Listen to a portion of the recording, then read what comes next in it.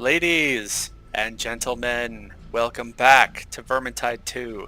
Today we're taking a look at talents, what they do, why they are important, and how they're different for each character and career. This is another informative video in my Vermintide 2 series. Not going to see any gameplay today, unfortunately. So if you'd like to see some gameplay, check out my other videos. If you'd like to learn about talents, stick around. We'll get into it. We're going to start with my number one favorite, most played character, Bardin Gorkson, the Ironbreaker. So, what is a career? Well, if we take a look at the hero select screen, you notice that there are 5 heroes. We have Marcus Kruber, we have Bardin Gorkson, Carillion, Victor Saltzpyre, and Sienna Fuegonasis. And each one of these 5 distinct and unique characters has 3 different careers. Now, if you're new to the game, you will only be able to start with 1 career at level 1. As your character level increases, you will unlock the second one at level... You going to hang around all day? Lohner, how are you interrupting me from the character select screen? Get back to the end. Excuse me. I believe you get your second career at level 7, and then your third career at level 14. I might be wrong. It might be level 8 and level 15, but it has been a hot minute since I've actually had to level a character. All my characters are level 20 at least. Well, except for Kruber. I've kind of been slacking off with him because I don't find him very engaging to play. But that's just me personally. Many people have different tastes. Some people really enjoy playing Kruber and nothing else. Me, I like me a little dwarf. So we have every career is a little bit different. The Ranger Veteran, for example, focuses on ranged weaponry and supporting his allies. Ironbreaker is more of a frontline tank who can take more hits than anyone else in the game and dish out damage as well. Slayer is kind of a glass cannon and a wild card. He jumps right into the battle and swings dual axes, killing everything. And the harder he fights, the more powerful he gets, but the more danger he has to put himself in. Let's stick with Ironbreaker and take a look at his talents. We already looked at equipment. So every career has a different passive ability and a career skill, which could also be called an ultimate if you're a fan of MOBAs or Overwatch, active ability, whatever you want to call it. It has a charge, you build it up, and then you press a button to activate it. Let's talk about the passive. Completely absorbs a hit every 20 seconds. That really speaks to his tankiness. Every 20 seconds, he just gets a free block. We also have these. These are not included under passive ability, but they are passive traits. So he has reduced damage taken, increased stamina, which is blocking shields, and reduced stun, or increased stun resistance. The problem with these little tooltips is that they don't tell you how much. Like, how much reduced damage taken? Is it 50%? Is it 10%? What is it? Fat Shark would really benefit from having some advanced tooltips in this game. If not Fat Shark, then I'm sure some modders will put it out eventually. I don't think these can be modified by talents. So that's the difference between these passive traits and this passive ability. Gromril armor can be modified by talents. See, these things say increases regen when Gromril armor is active, but these cannot be changed, I don't think. Active ability, Bardin taunts all nearby man-sized enemies. Gains increased defense, can block any attack for the next 10 seconds. It's a taunt, and it's a big defensive buff. So this is the talent tree. It's not really a tree, but these are your talents. You get a talent every 5 levels. 5, 10, 15, 20, 25. Even though you can go up to level 30 which gives you max power.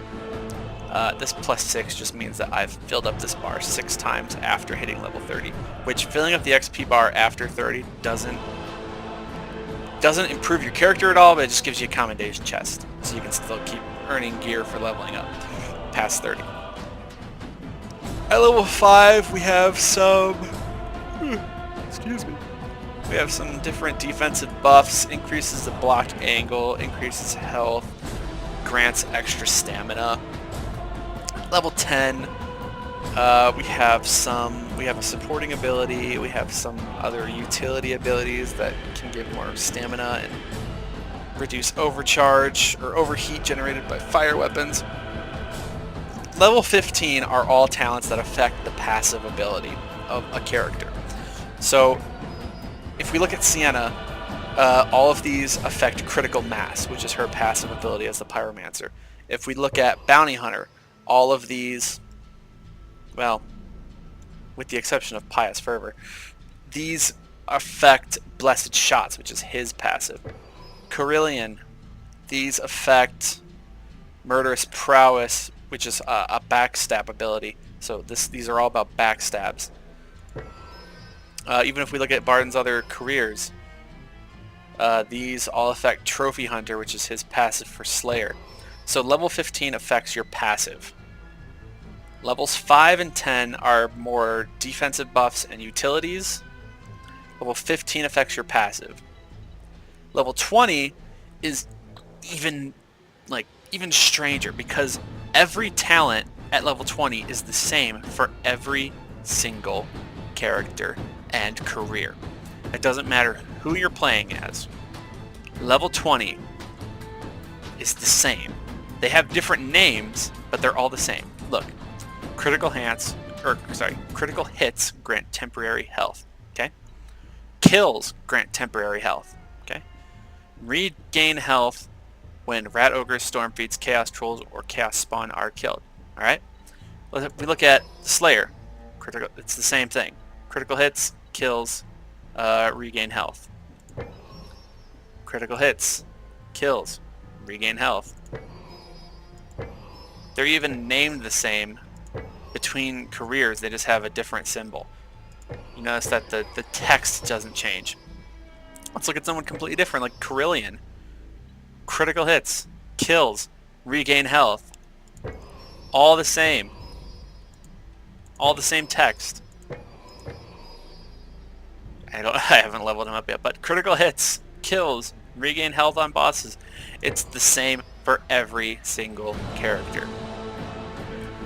People like to run, people have some builds that use all three.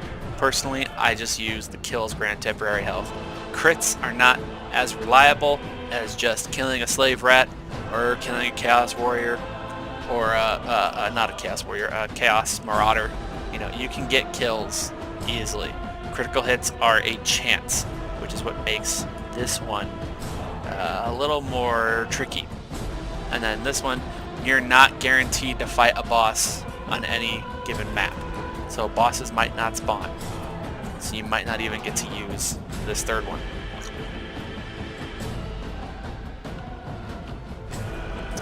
Now, I am mixed. I have mixed feelings on this, because on the one hand, I think giving characters temporary health at level 20 is hugely beneficial to staying alive, because it gives you this buffer zone where it will mitigate the damage from a hit or completely absorb the damage from one hit, and then you can build up that temporary health barrier again without taking any permanent health damage. I think it's a fantastic defensive That's right. tool. Take your time. That's what our enemies are doing. Lohner is really Lohner. Can you stop? I'm trying to do a video. Look at me. Look at me. Yeah. Can you stop? I'm trying to do a video. You can't be so rude. Oh, okay. Blowjobs are not going to change my mind. Bad Lohner. Sorry, where was I? Talents, level 20, temporary health.